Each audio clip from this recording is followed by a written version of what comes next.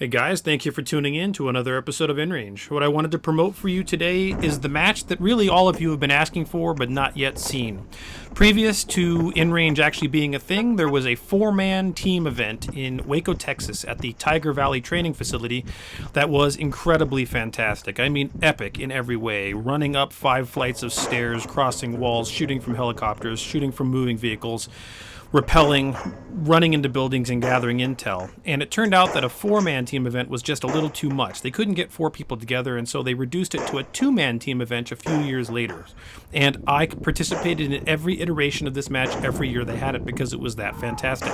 Well, in 2014, they had the last iteration of this match because they just could not garner enough attendance to justify the effort in putting it on. And we contacted TJ and asked him, you know, we want to do this again because, quite frankly, this is the best match any of us have ever attended from a practical, tactical perspective as well as just enjoyability.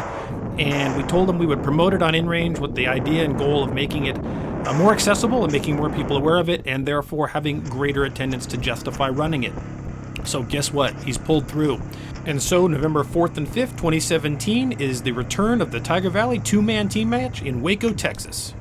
To add to the desire for some of you to attend, we made sure that we provided 2 different divisions, modern and classic, because, well, InRangeTV has both modern and classic types of viewers.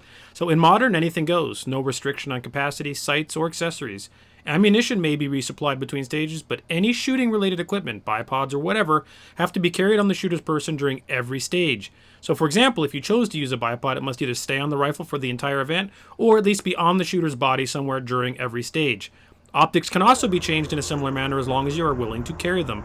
That also goes for anything else. If you wanted to carry a ladder throughout the entire match, you could. So that's up to you. Be creative. But really, in modern, anything goes.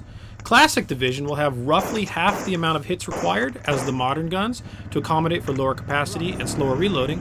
So that means that you could bring out a Car 98 or an M1 Garand. And so that's what you see in this picture. You see obviously a very modern What Would Stoner Do rifle with a Trijicon 1-4X variable, an OpsCore helmet, a Mohawk camera, electronic hearing protection, and a red dot enhanced Glock, which would be, of course, the modern division. Or, if you really wanted to go for the old school, bring out the USGI pot. You don't even need a helmet. It's just here for show, but it might be not a bad idea considering the type of match that this is, as well as an M1 Garand and a 1911, and you're good to go. If you don't happen to have a rifle and pistol that are period correct, any semi-automatic pistol will be acceptable as long as you download all magazines to 10 rounds. So if you have an M1 Garand and a Glock, you can still play in the classic division, you just have to download your mags to 10.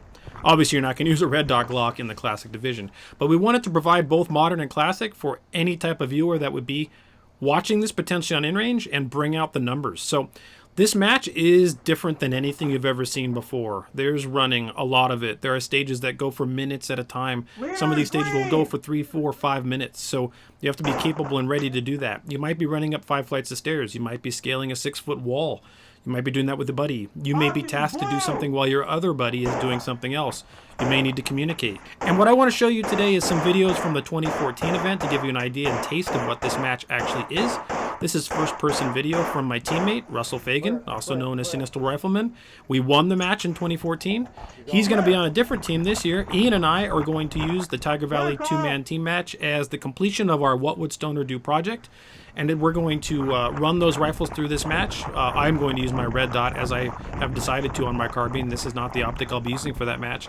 However, we're going to use both the What Would Stoner Do rifles, and this is going to be our coup de grace, our completion of that project, and we're going to draw conclusions from that and from this match to talk about the What Would Stoner Do project. I think you're going to be compelled to want to come out on November 4th and 5th. It's $150 per person, so it's a $300 match for a 2-man team. And I'm going to tell you, once again, it is worth every one of those dollars. There's nothing quite like it. So if you want to test yourself in a way that you really can't in any other venue, get a buddy together, sign up for this event, bring out your Car 98, bring out your M1 Garands, bring out your AR-15s, whatever you think's appropriate for you and what you want to learn about. Join us at this match. We'll have dinner one of the evenings as a get-together, and it's just going to be epic. Check out the link in the description below. Thanks for watching.